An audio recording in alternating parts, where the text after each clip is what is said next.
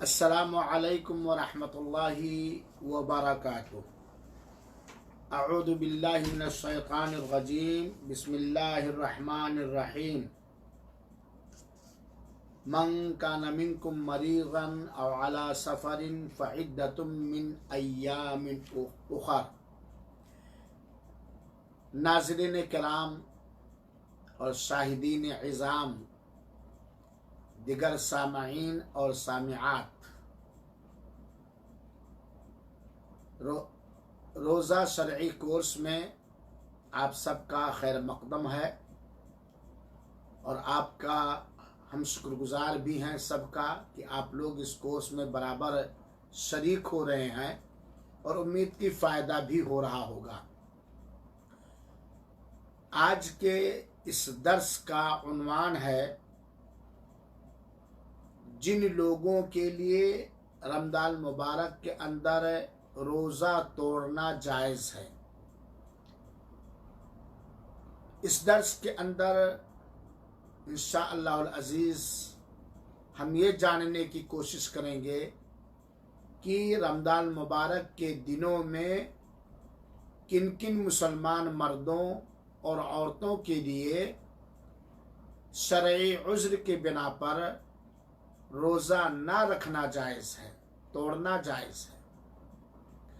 आप ये बात जानते हैं कि अल्लाह ताला ने दीन इस्लाम को बहुत ही आसान बनाया है। इतना आसान बनाया है कि इस पर अमल करना पूरी आसानी के साथ बिल्कुल आसान है। अल्लाह ताला ने फरमाया है सूरह माइदा की आयत नंबर 6 के अंदर, मा युरीदुल्लाहु लियजअल अलैकुम मिन हरज। इस दीन के ज़रिए अल्लाह ताला आपको मशक्क़त में, परेशानी में, तंगी में, हरज में डालना नहीं चाहता है। लाकिन युरीदु लियुतहिरकुम, लेकिन अल्लाह ताला हमें पाक करना चाहता है, तुम्हें साफ़ और सुथरा करना चाहता है। इसी तरह अल्लाह ताला ने फरमाया है, फमन शहिदा मिनकुमुश-शहरा फलियसुमहु वमन काना मरीदन औ अला सफरिन फ़इद्दतुम मिन अय्यामिन उख़र युरीदुल्लाहु बिकुमुल युस्रा वला युरीदु बिकुमुल उस्र। और ये सूरह बकरा की आयत नंबर 85 है। अल्लाह ताला फरमाता है, तुम में से जिसे रमज़ान मुबारक का महीना मिले तो उसे रोज़ा रखना है, उसे रोज़ा रखना चाहिए। लेकिन अगर रमज़ान में कोई मरीज़ है, बीमार है या मुसाफिर है तो वो दूसरे दिनों में उसकी क़ज़ा कर ले। अल्लाह ताला तुम्हारे लिए आसानी चाहता है, अल्लाह ताला तुम्हारे लिए सख्ती नहीं चाहता। और अल्लाह ताला ने सूरह बकरा के आखिर में फरमाया, ला युकल्लिफुल्लाहु नफ्सन इल्ला वुसअहा। अल्लाह ताला ने किसी को भी उतना ही पाबंद फरमाया है जितना बंदा बआसानी अमल कर सकता है। तो रोज़ा जिसका ताल्लुक़ ख़ास तौर पर जिस्मानी ताकत और तवानाई से होती है, क़ुव्वते बर्दाश्त से होता है, भूख और प्यास के झेल लेने से जिसका ताल्लुक़ होता है, इसलिए अल्लाह ताला ने कुछ ऐसा उज़्र बतलाया है कि अगर वो उज़्र है तो ऐसे उज़्र वालों के लिए रोज़ा तोड़ना जायज़ है। और वो बहुत तरह के लोग हैं। आइए सबसे पहले हम मुख्तसर तौर पर ये जानें कि किस किस उज़्र की बुनियाद पर या किस किस सबब की बुनियाद पर रमज़ान के दिनों में रोज़ा तोड़ना जायज़ है।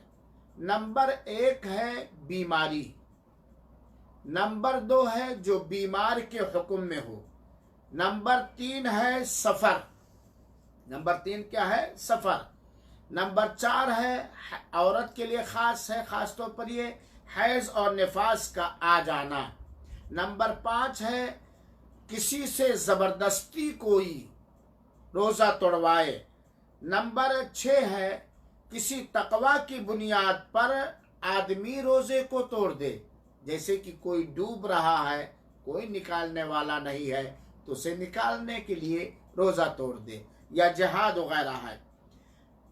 नंबर 8 है, गालिबन 8 मैंने कहा कि जिसे रोज़ा तोड़ने की ज़रूरत पड़ जाए, और इसी तरीके से तकवा वगैरह के खातिर रोज़ा तोड़ना जायज़ है। हर एक की मैं तफसील इंशाअल्लाह अज़ीज़ 2-3 दिनों के अंदर बयान करूँगा, क्योंकि एक ही दर्स में इन सारे मसाइल को बयान करना मुमकिन तो है, लेकिन आप लोग बर्दाश्त नहीं कर पाएंगे, इतनी देर बैठेंगे नहीं, उकता जाएंगे। हाँ, कोई किस्सा कहानी की बात होती, चटापट वाली बात होती, तो आप लोग इस पर ज़रूर बैठते। तो आइए आज हम सबसे पहले इस दर्स के अंदर लेते हैं कि जिन शरई उज़्र की बिना पर रोज़ा तोड़ना जायज़ है, वो एक उज़्र है बीमारी, मर्द। और यकीनन बीमारी मोमिन के लिए, तकवा वाले के लिए ये रहमत और नेमत है, और गुनहगारों के लिए ये अजाब है, किसी तरह की भी बीमारी हो। तो बीमारी, और आप लोग जानते हैं बीमारी क्या होती है, तो मरीज के लिए रोज़ा तोड़ना जायज़ है। वैसे शरीयत इस्लामिया ने हमें ये तालीम दी है कि जब हमारे जिस्म में अल्लाह के हुक्म के से कोई बीमारी लग जाए तो हमें क्या करना चाहिए? सब्र करना चाहिए, सवाब की उम्मीद करनी चाहिए, और अल्लाह ताला का शुक्र अदा करना चाहिए। और इस बीमारी को अगर हम ईमान वाले हैं, फ़राइज़ की पाबंदी करने वाले हैं, तो इसको हमारे लिए खैर व बरकत का हमें ज़रिया समझना चाहिए। क्योंकि आप बारहा सुन चुके हैं, जब किसी मोमिन और मुसलमान को कांटा भी चुभता है तो उसे उसका एक गुनाह मिटता है। मेरे मुसलमान भाइयों और साथियों, बीमारी की वजह से रोज़ा तोड़ना जायज़ है, लेकिन इसके अंदर कुछ तफसील है। हर बीमारी की वजह से नहीं, हर बीमार के लिए नहीं, बल्कि इसके अंदर कुछ तफसील है। लिहाजा किन बीमारों के लिए, किन मरीजों के लिए, किस किस बीमारी के बुनियाद पर रोज़ा तोड़ना रमज़ान में जायज़ है, और इससे मुतालिक जुड़ा हुआ मसला हम अच्छी तरीके से जान लें। देखिए, बीमार 2 तरह से होते हैं। एक वो नंबर, बीमार कितने तरह से होते हैं? 2 तरह से होते हैं। नंबर 1, वह बीमार जिसके बीमारी के दूर होने की उम्मीद की जाती है, आशा किया जाता है। यानी वक्ती तौर पर एक बीमारी, वक्ती तौर पर एक बीमारी लग जाती है, और बाद में इलाज और मुआलजा या किसी भी जरिया से उसकी होने की आशा और उम्मीद की जाती है। तो ऐसा बीमार जिसको वक्ती तौर पर बीमारी लग गई और उस बीमारी के दूर होने की आगे वाली जिंदगी में उम्मीद भी है, लेकिन वक्ती तौर पर यह बीमारी ऐसी लगी कि इस बीमारी की वजह से वो जिस्मानी तौर पर रोज़ा रखने की ताकत नहीं रखता है, रमज़ान ही में रोज़ा अदा करने की ताकत नहीं रखता। यानी बीमार है, ऐसी बीमारी है जिस बीमारी की वजह से वो रमज़ान में रोज़ा अदा करने की ताकत नहीं रखता है, और बाद में उसकी बीमारी ख़त्म हो जाने की उम्मीद भी है। समझ गए? बीमारी जिसके बाद में ख़त्म होने की उम्मीद है, और ऐसी बीमारी है जिस बीमारी की वजह से वो रोज़ा रखने की ताकत नहीं है रखता है। तो ऐसे बीमार आदमी के लिए रमज़ान मुबारक के अंदर रोज़ा तोड़ देना जायज़ है, बाद में वो क़ज़ा करेगा। इसकी दलील है सूरह बकरा की आयत नंबर 184 और 185। अल्लाह ताला ने फरमाया है, मन काना मरीदन औ अला सफरिन फ़इद्दतुम मिन अय्यामिन उखर। रमजान के महीने में जो शख्स बीमार है या सफर पर है और उसकी बीमारी ऐसी है कि बाद में उस बीमारी के दूर होने की उम्मीद है, लेकिन वक्ती तौर पर ऐसा बीमार हो गया है कि उस बीमारी की वजह से वह रमजान के रोजे रखने की ताकत नहीं रखता है, तब ऐसी सूरत में वो रमजान में रोजा तोड़ देना उसके लिए जायज है। बाद में उसे कज़ा करना पड़ेगा। देखिए मेरे भाइयों और साथियों, रमजान मुबारक के अंदर मरीज की 3 हालतें होती हैं। रमजान मुबारक के अंदर बीमार की 3 हालतें होती हैं। पहली हालत क्या है, जरा गौर से सुनिएगा ये दर्स। पहली हालत कि ऐसा बीमार है कि उसकी बीमारी की वजह से उसे रोजा रखने में कोई मशक्कत और परेशानी नहीं होती, और ना ही जो बीमारी उसी लगी है उससे उसको कोई नुकसान नहीं पहुंचेगा।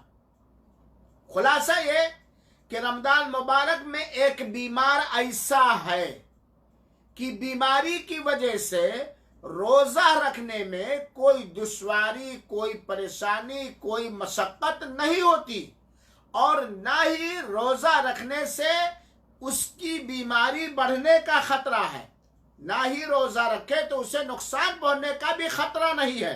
तब ऐसी सूरत में ऐसे बीमार पर रोजा रखना फर्ज और वाजिब है।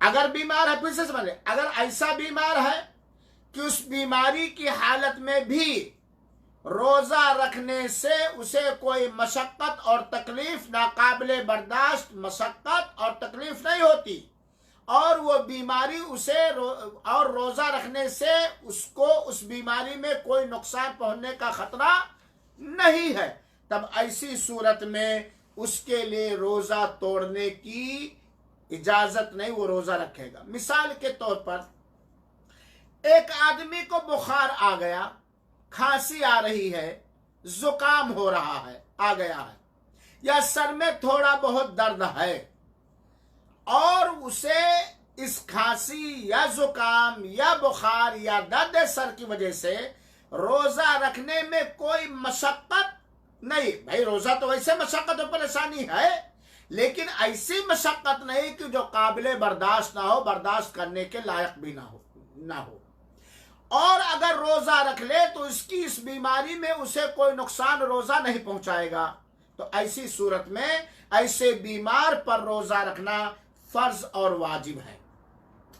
बीमार की दूसरी हालत, रमजान मुबारक के अंदर बीमार की दूसरी हालत यह है कि ऐसी बीमारी है जिस बीमारी में रोजा रखना उसके लिए मशक्कत है, लेकिन रोजा उसे नुकसान नहीं पहुंचाएगा। रोजा रख ऐसी बीमारी है कि बीमारी में रोजा रखने में उसे मशक्कत और परेशानी है मशक्कत है परेशानी, लेकिन अगर रोजा रख ले तो उस आदमी को रोजा नुकसानदेह नहीं होगा, नुकसान नहीं पहुंचाएगा। तो अगर वो चाहे तो रोजा तोड़ सकता है, लेकिन रोजा रखना मशक्कत के साथ ये मकरूह है।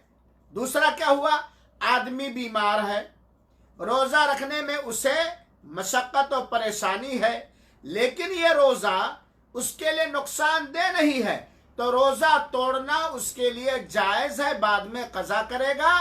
और अगर रोजा रख लिया तो ये पसंदीदा अमल नहीं है, क्योंकि जिस्मानी मशक्कत के साथ, नाकाबिले बर्दाश्त मशक्कत के साथ रोजा रखना इसमें मना किया गया है। क्यों? क्योंकि अल्लाह ताला ने अपने आप को अजाब देने से रोका है और हिलाकत में डालने से रोका है। इस्लाम ने रोजा इसलिए नहीं फर्ज किया है कि लोगों को अजाब दिया जाए, लोगों को नाकाबिले बर्दाश्त मशक्कत और परेशानी के भेंट चढ़ा दिया जाए। ठीक है, क्या हुआ, मरीज है, रोजा रखने में मशक्कत और परेशानी है, लेकिन नुकसानदेह नहीं है, तो ना रखना बेहतर है, रख लिया तो कोई हरज नहीं, अलबत्ता ना रखे तो ज्यादा बेहतर है, बाद में कज़ा करेगा।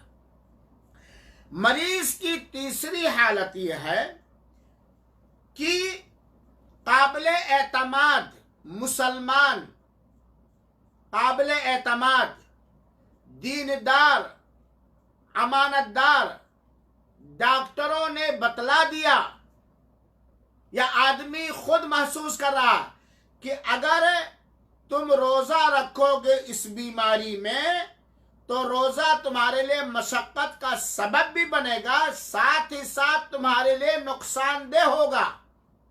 साथ ही साथ मशक्कत के साथ साथ रोजा तुम्हारे लिए नुकसानदेह होगा, तुम्हारी बीमारी बढ़ जाएगी, तुम्हारी बीमारी का इलाज नामुमकिन हो जाएगा।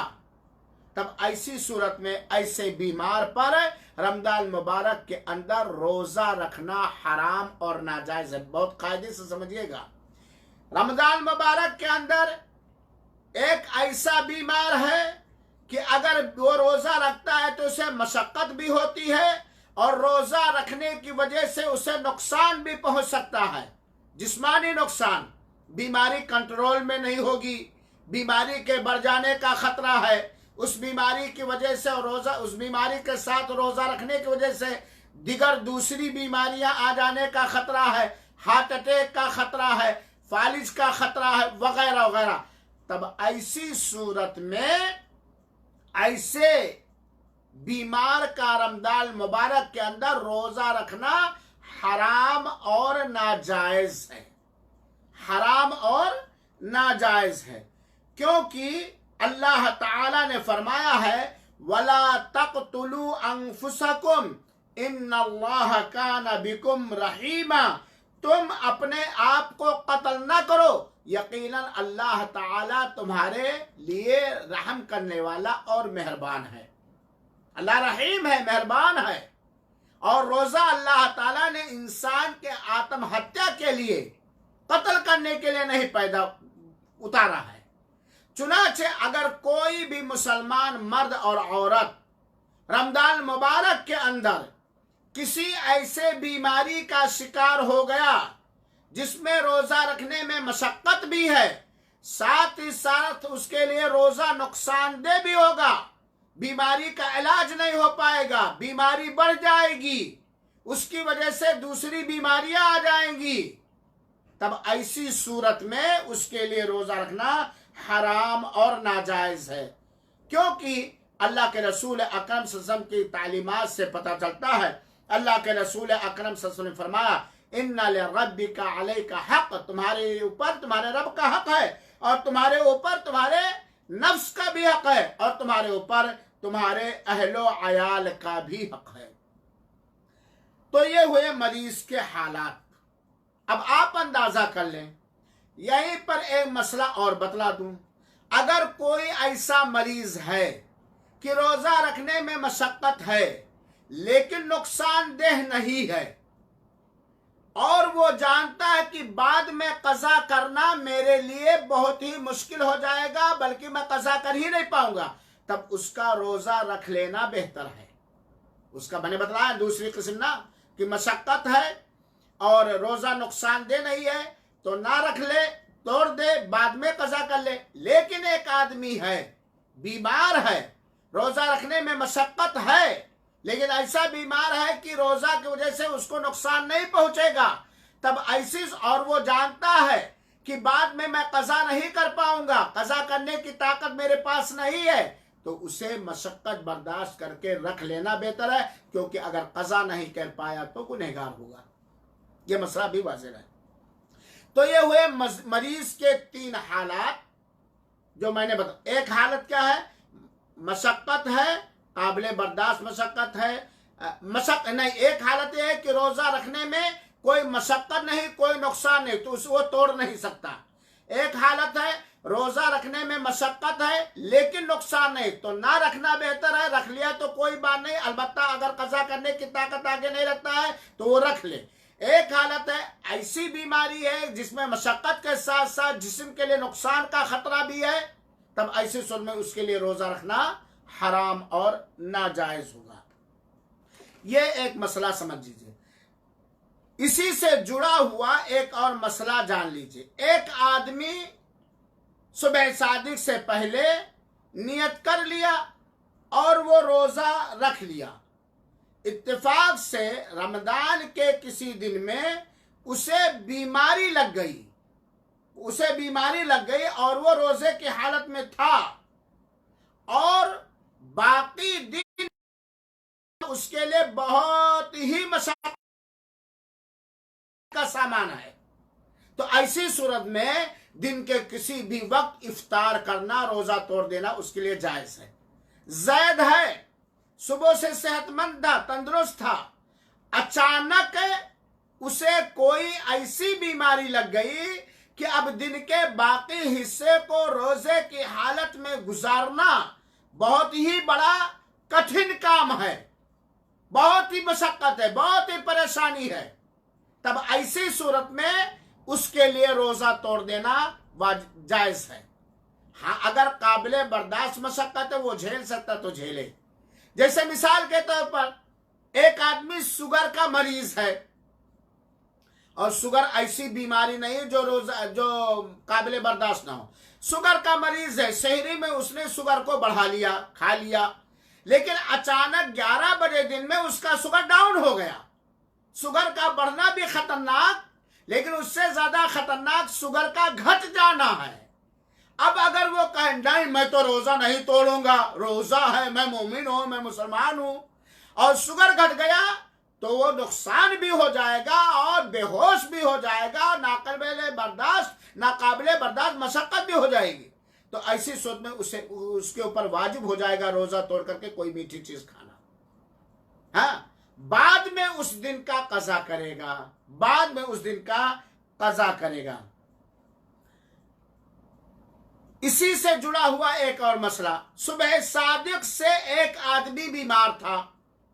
कोई आदमी सुबह सादिक से बीमार था और ऐसी बीमारी उसको लगी हुई थी जिसकी वजह से शरीयत ने उसे रोजा तोड़ने की इजाजत दी थी, लेकिन दिन के किसी हिस्से में अचानक वो तंदुरुस्त हो गया, जिस वजह से उसने रोजा रखना नहीं रखा था, वो वजह खत्म हो गई।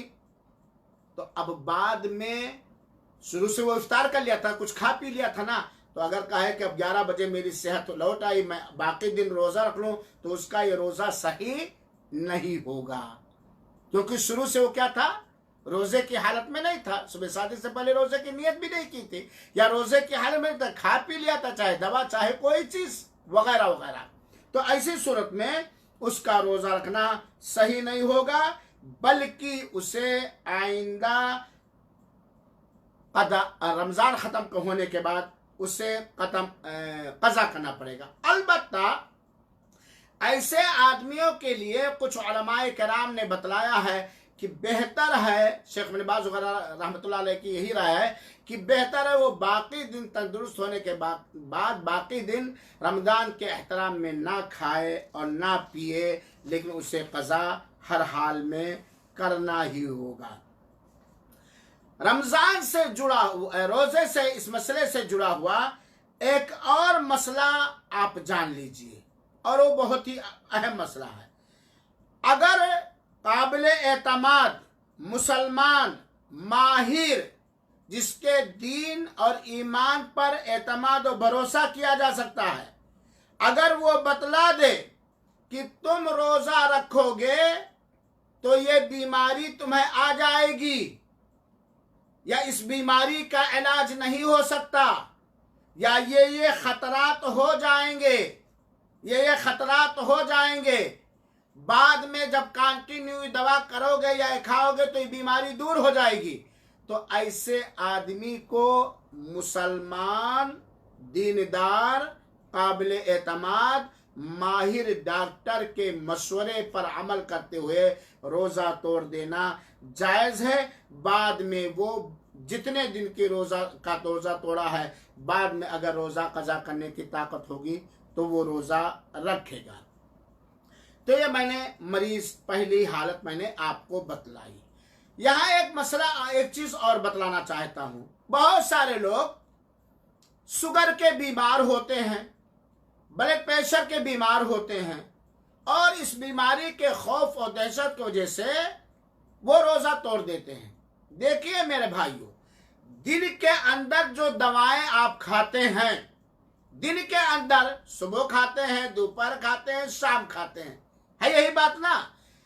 इन्हीं 3 टाइम की दवाओं को आप रात के हिस्से में बांट लें। जिस तरह 3 टाइम आप दिन में खाते थे रमजान से पहले, रमजान मुबारक के अंदर आप देखें कि यही 3 टाइम रात में बना लें। 6 बजे इफ्तार के बाद खा लें, फिर 12 बजे खा लें, फिर सहरी के वक्त खा लें। अगर इस तरह तरतीब दे करके मुमकिन हो तो दिन की दवाएं आप रात में इस्तेमाल किया करें। लेकिन अगर कोई मरीज ऐसा है कि हर 2 घंटे पर उसे दवा खानी है और वो दवा ना खाए तो बीमारी कंट्रोल नहीं हो जाएगी, बीमारी और ज्यादा बढ़ जाएगी, तो इसके लिए तो उज्र है, बिल्कुल उज्र है, वो तोड़ देगा। बाद में अगर ये उज्र दूर हो गया तब वो रात में बाद में कज़ा करेगा। इसी से जुड़ा हुआ एक मसला और बतला दूं। चूंकि मैं डायबिटीज का पेशेंट हूं, मतलब शुगर मुझे भी है, अल्हम्दुलिल्लाह, अल्लाह ताला सबको आफियत अता फरमाए। शुगर के मरीजों को और ब्लड प्रेशर के मरीजों के लिए एक बेहतरीन तजर्बाकार मशवरा मैं देना चाहता हूं।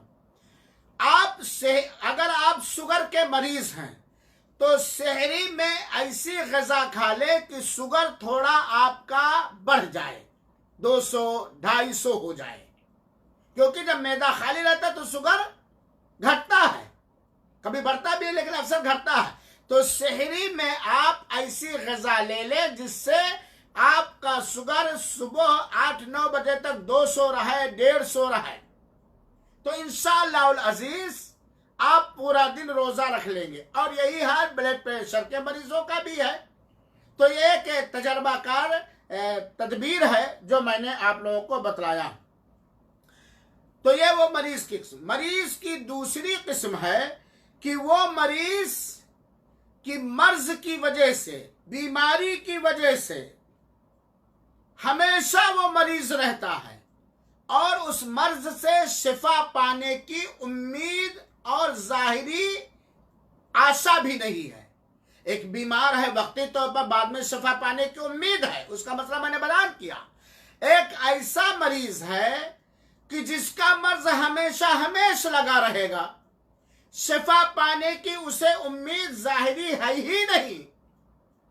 काबिल एतमाद मुसलमान माहिर और दीनदार डॉक्टरों के कहने से या अपने तजर्बे से, और वो ऐसा मरीज है कि वो रोजा रखने की जिस्मानी ताकत रखता ही नहीं है, बाद रमजान में भी वो रोजा रखने की ताकत नहीं रखता है और बाद में कज़ा करने की ताकत नहीं रखता, क्योंकि ऐसा मर्ज उसे लगा हुआ है कि उस मर्ज से जाहिरी तौर पर निजात पाने की कोई उम्मीद नहीं है। तो ये क्या करेगा मेरे भाइयों साथियों? चुनाचे अगर कोई ऐसा बीमार है कि उस जो बीमारी रोज़ा रखने में मशक्क़त, नाकाबिले बर्दाश्त मशक्क़त और जिस्म के लिए रोज़ा रखने से नुकसान का ख़तरा है और उसकी ये बीमारी कभी दूर होने की उम्मीद नहीं है, कंटिन्यू लगातार ताहयात रहेगी, तब ऐसी सूरत में ऐसे गोया वो आदमी रोज़ा रखने से रमज़ान में भी आजिज़ है और रमज़ान के बाद भी वो आजिज़ है, न रमज़ान में अदा कर सकता न बाद में कज़ा कर सकता। तब ऐसा आदमी रमज़ान मुबारक के अंदर बिंदास रोज़ा तोड़ देगा, वो रोज़ा नहीं रखेगा, क्योंकि अल्लाह ताला ने फरमाया है सूरह तग़ाबुन के आयत नंबर 16 के अंदर, फत्तकुल्लाह मस्ततातुम, जितना तुम अल्लाह ताला से डर सकते हो डरो। और अल्लाह ताला ने सूरह बकरा के आयत नंबर 186 के अंदर बयान फरमाया, ला युकल्लिफुल्लाहु नफ्सन इल्ला वुसअहा, अल्लाह ताला ने हर एक को उतना ही पाबंद किया है जितना वो करने की ताकत रखता है। तो कोई ऐसा बीमार है जिसकी बीमारी ताहयात रहेगी और ऐसी बीमारी है जिस बीमारी में रोजा रखने की बिल्कुल वो ताकत नहीं रखता है, या रखे तो नुकसान पड़ने का खतरा है, मर्ज के बढ़ने का खतरा है, रमजान में भी और बाद में भी, ऐसा बीमार के ऊपर रोजा रमजान में अदा करना फर्ज और वाजिब नहीं है। हाँ, उसका फिदिया देना उसके ऊपर फर्ज और वाजिब है। और वो फिदिया क्या है कि हर दिन के बदले एक मिस्कीन खिलाए, हर दिन के बदले एक मिस्कीन खिलाए, ये उसके ऊपर वाजिब है। ये शरीयत ने उसके लिए आसानी रखी है।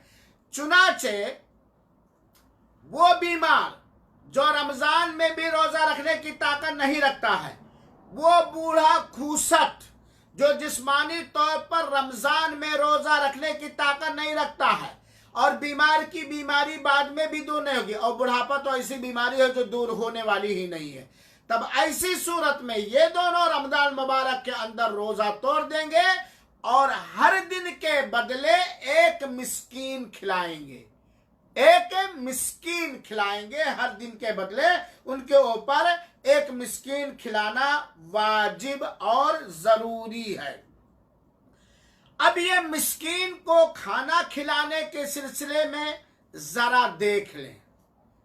मेरा मशवरा ये है कि मिस्कीन गैर मुस्लिम तो आप खिला ही नहीं सकते हैं, मुसलमान होना चाहिए, और वो मुसलमान वो है जो तौहीद का पाबंद हो और 5 वक्ता नमाज का पाबंद हो, तौहीद और 5 वक्ता नमाज का पाबंद हो, चाहे वो मर्द हो या औरत, ये ख्याल रखना चाहिए। अब आप कहेंगे कि मौलाना मेरे गांव में तो सब बेनमाजी खाली जुमा या जनाजा या ईदैन की नमाज पढ़ने वाले हैं, आप तलाश हो, कोई जरूरी नहीं अपने शहर का मिस्कीन, क्योंकि मुसलमान मिस्कीन को खिलाना है। ये जो रोजे का कफारा है या फिदिया है ऐसे लोगों के लिए, मुसलमान मिस्कीन चाहे वो मर्द हो या औरत उसे खिलाना, बालिग, बच्चा को नहीं, बालिग हो, मुसलमान हो, चाहे वो मर्द हो या औरत हो। और आप जानते हैं, ना जानते हैं तो आज जान लीजिए, ये मेरा फतवा नहीं है, ये शरीयत इस्लामिया का फतवा है, ये कुरान मजीद का फतवा है, ये रसूलुल्लाह के सुन्नतों का फतवा है, ये सहाबे किराम की अक्सरियत का फतवा है, ये कुरानी आयत और हदीस का फतवा है कि अगर कोई आदमी 5 वक्ता नमाज का पाबंद नहीं है तो वो मुसलमान नहीं है, क्योंकि ये कफारा है। और आम सदका आप गैर मुस्लिम को भी दे सकते हैं, लेकिन ये कफारा वाला सदका गैर मुस्लिम को नहीं दे सकते हैं। तो नमाजी हो, तौहीद वाला हो, शिर्क और बिदअत से दूर रहने वाला हो, नमाज छोड़ने से बचने वाला हो, ये बात है। एक बात तो ये। दूसरी बात, कभी उसे जो आप अपने रोजे का कफारा के तौर पर खाना खिलाते हैं, कभी भी उसके ऊपर एहसान न जतलाना। और ये अल्लाह का एहसान है कि अल्लाह ताला ने हमारे समान में मिस्कीनों को पैदा किया है और उन्हीं के बदौलत हमें रिस्क और रोजी मिलती है। कभी एहसान न जतलाना, कभी उसकी हतक न करना, अरे आ गया जल्दी, अरे कल क्यों नहीं आया था जल्दी ना। उसके मिजाज का ख्याल रखो, उसके गुर्बत का ख्याल रखो, उसके दिल में जो दर्द और तकलीफ है उसका ख्याल, बल्कि उसका एहसान मानो कि वो आपका कफारा अदा करवाने में मदद कर, एहतराम के साथ, इज्जत के साथ, वकार के साथ, और उसके दिल में हर तरह से खुशी दाखिल करने की नीयत से और अपने रोजे का अजर सवाब पाने की नीयत से आप उसका एहसान मानिए कि वो आपके इस कफारे वाले रोजे के फिदिया को खा रहा है। हमने देखा है अपने समाज के अंदर, अपने हिंदुस्तान के अंदर मैंने देखा है कि जमींदार साहब बूढ़े हो गए, रोजा रखने की ताकत नहीं है, चलने की ताकत नहीं, भूख और प्यास नहीं बर्दाश्त करेंगे। मौलवी साहब ने दिया फतवा, सही फतवा दिया कि यहाँ पे मिस्कीन को खिला दे।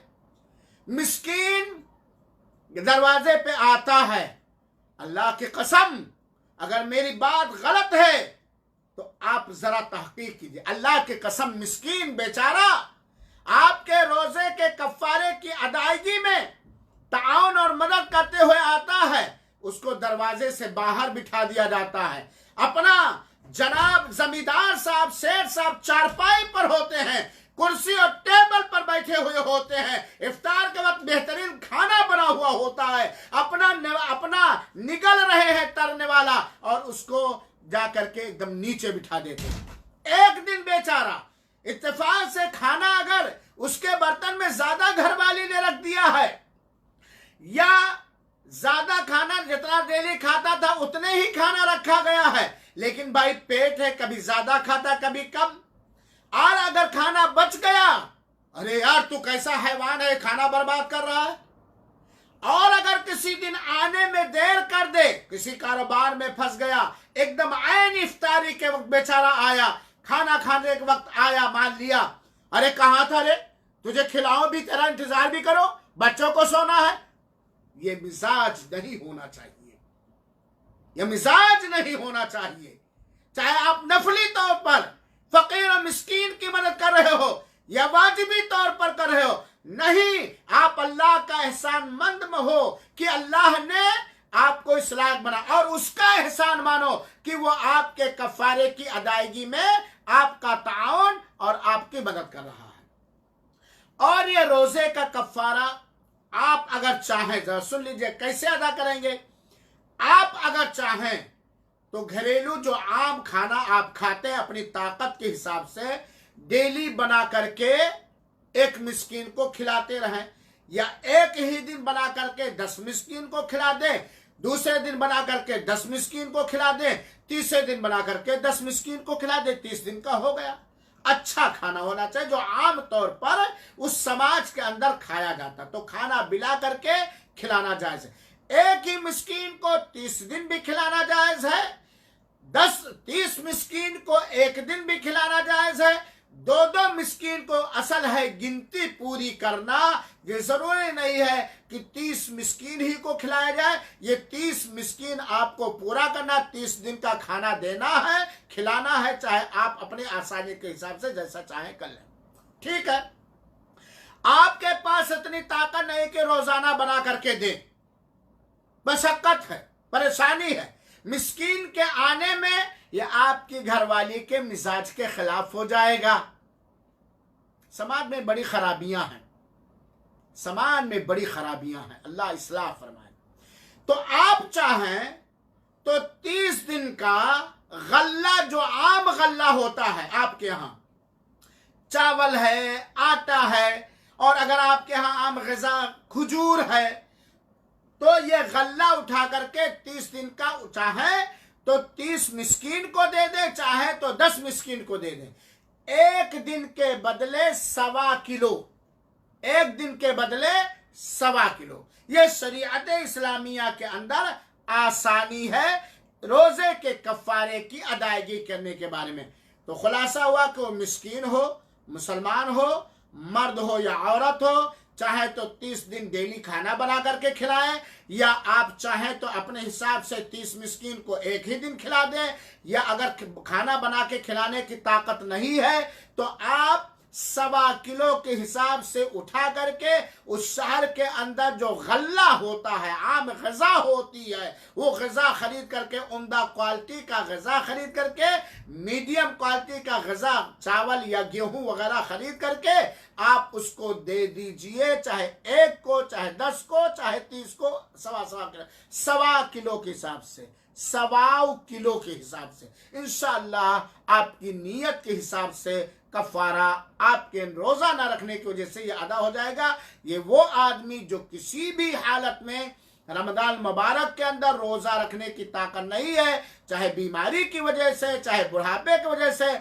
और बाद में कज़ा करने की भी ताकत नहीं है, मसला जानिएगा, बाद में कज़ा करने की भी ताकत नहीं जिस्मानी तौर पर, तो ऐसे के लिए ये फिदिया के ताल्लुक से एक बात और मैं बतलाना चाहता हूं। देखिए, जो आम ग़िज़ा है मीडियम क्वालिटी का आप दे देंगे, फिदिया अदा हो जाएगा, लेकिन आप किस हिसाब से खाते हैं? आप हमेशा मीडियम खाते हैं, या आप हमेशा नंबर 1 खाते हैं, या आप अपनी गुर्बत की वजह से एकदम मीडियम से भी नीचे खाते हैं, जैसा आप खाते हैं उसी हिसाब से आपको देना पड़ेगा। और लेकिन इसमें ख्याल रहे कि लन तनालुल बिर्रा हत्ता तुनफिकू मिम्मा तुहिब्बून के उमूमी निशानदेही के हिसाब से हम यही कहेंगे कि एक तो आपके रोजे का कफ्फारा है, चुनाचे आपको दिल को कुशादा करके उसे अच्छा ही दीजिए, और 1.25 किलो के हिसाब से 29 दिन का हुआ तो वो जोड़ लें, 30 दिन का हुआ तो वो जोड़ लें, वो भी दे दे। और करम और मेहरबानी करते हुए अल्लाह ताला की रहमत से उम्मीद करते हुए कुछ शोरबा और सालन और सब्जी के लिए भी दे दे। ये आपके लिए ज्यादा मुनासिब और ज्यादा बेहतर होगा। ये सबसे बेहतरीन तरीका है। कुछ मान लिया गल्ला दिया 1.25 किलो के हिसाब से, और कुछ थोड़ा पैसे भी दे दिया सालन के लिए, गोश्त के लिए, सब्जी और मछली के लिए, तो ये ज़्यादा बेहतर होगा। उलमाए किराम ने यही मशवरा इस सिलसिले में दिया है। तो गोया खुलासा ये निकला। हाँ, यहाँ एक मसला और जान लीजिए, दरअसल दर्स को लिख लेना चाहिए ताकि आप लोगों की खियानत हो। एक मसला और जान लीजिए, एक आदमी है, चाहे मर्द हो या औरत, वो जिस्मानी बीमारी की वजह से, और उसे ऐसी बीमारी है कि वो किसी भी सूरत में रमजान का रोजा रखने की ताकत नहीं रखता है या नहीं रखती है, और बाद में भी उस बीमारी से शिफा पाने की उम्मीद भी नहीं है, हमेशा वो बीमारी ताहयात रहेगी, बीमार भी है, बीमारी की वजह से कभी भी ना रोजा अदा करने की ताकत रखता है, ना रोजा कज़ा करने की ताकत रखता है, और वो अपने रोजा तोड़ने का जो कफ्फारा है वो भी देने की ताकत नहीं रखता है। गरीब मिस्कीन है, कोई उम्मीद नहीं है,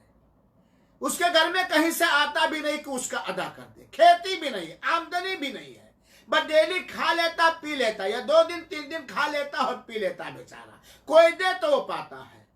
तो इस्लाम की अच्छाई देखिए, ऐसे मिस्कीन, तंगदस्त, गरीब, फकीर, जो रोजा बीमार या बूढ़ा या खुसत जुंजुल, जो रोजा रखने की भी ताकत नहीं रखता है रमजान में, बाद में कज़ा करने की भी ताकत नहीं रखता है, और रोजे के तोड़ने की वजह से फिदिया भी देने की ताकत नहीं रखता है, तब उसके ऊपर फिदिया भी देना वाजिब नहीं है, जरूरी नहीं। वो जितने दिन की ताकत रखता दे देगा, वरना अगर 1 दिन का भी फिदिया देने की वो ताकत नहीं रखता है तो वो फिदिया भी नहीं देगा, क्योंकि अल्लाह ताला ने कहा फत्तकुल्लाह मस्ततातुम, तुम अल्लाह ताला से जितना डर सकते हो उतना डरो। लेकिन यहाँ ये बात याद है, अल्लाह जानता है, अल्लाह जानता है कि हम रोजा रखने की ताकत नहीं रखते हैं कि नहीं जानता। अल्लाह जानता है ऐसी बीमारी है कि अगर रोजा रखेंगे तो मशक्कत के साथ साथ बीमारी बढ़ जाने का खतरा है। अल्लाह जानता है कि बाद में हमें शिफा भी नहीं मिलेगी, और अल्लाह ये भी जानता है कि हम फिदिया देने की ताकत रखते हैं कि नहीं ताकत रखते हैं, अल्लाह जानता है। लिहाजा अल्लाह का खौफ का और रोजा इसीलिए फर्ज किया गया। आज बहुत सारे लोग क्या है, बैंक बैलेंस किए रहते हैं, सोने जेवर रखे रहते हैं, घर में जरूरत से ज्यादा सामान रखे रहते हैं, लेकिन इन सब मसले में ढील वाला मसला देखते हैं। तो मेरे भाइयों साथियों, ये मरीज के बारे में, रमजान में जो मरीज होते हैं उनके बारे में ये मसला मैंने बतलाया। और इंशाअल्लाह अज़ीज कल के दर्स में जरा हाजिर होइएगा। कल के दर्स में मुसाफिर के मसाइल रमजान मुबारक के ताल्लुक से, रोजा रखने ना रखने के सिलसिले में कल के दर्स में इंशाअल्लाह अज़ीज मुसाफिर जिसके लिए रोजा तोड़ना जायज है, सारी तफसील कल के दर्स में मैं बतलाऊंगा। याद रहे ये टाइम सऊदी अरब के हिसाब से 4 बजे, और इंडिया और पाकिस्तान और नेपाल और बांग्लादेश के हिसाब से 6:30 बजे ये दर्स मेरा शुरू हो जाता है। लिहाजा आप लोग खुद शरीक होइए और दूसरों को भी शरीक कीजिए। अल्लाह रब्बुल आलमीन से दुआ है कि अल्लाह ताला हम सबको सेहत और आफियत के साथ नेकियों की तौफीक देते हुए ईमान और नेक अमल के साथ रमजान मुबारक का महीना मयस्सर फरमाए, और उसके अंदर अल्लाह ताला हर इबादत करने की तौफीक अता फरमाए, हिम्मत दे, तौफीक दे और अल्लाह ताला कबूल भी फरमाए। आमीन। वसल्लल्लाहु वसल्लिम अला नबीना मुहम्मद व अला आलिहि व सहबी अजमाइन व आखिरु दअवाना अनिल हम्दु लिल्लाहि रब्बिल आलमीन। वस्सलामु अलैकुम व रहमतुल्लाहि व बरकातुहू। आप सबसे दर्दमंदाना अपील, इसे बार बार सुनिए और इसे फॉरवर्ड कीजिए। कोई सवाल हो तो कमेंट में जा कर के दे दीजिए, मैं कमेंट देखता हूँ और कल इंशाल्लाह सबसे पहले उस सवाल का जवाब दे दूंगा। वजज़ाकुमुल्लाह।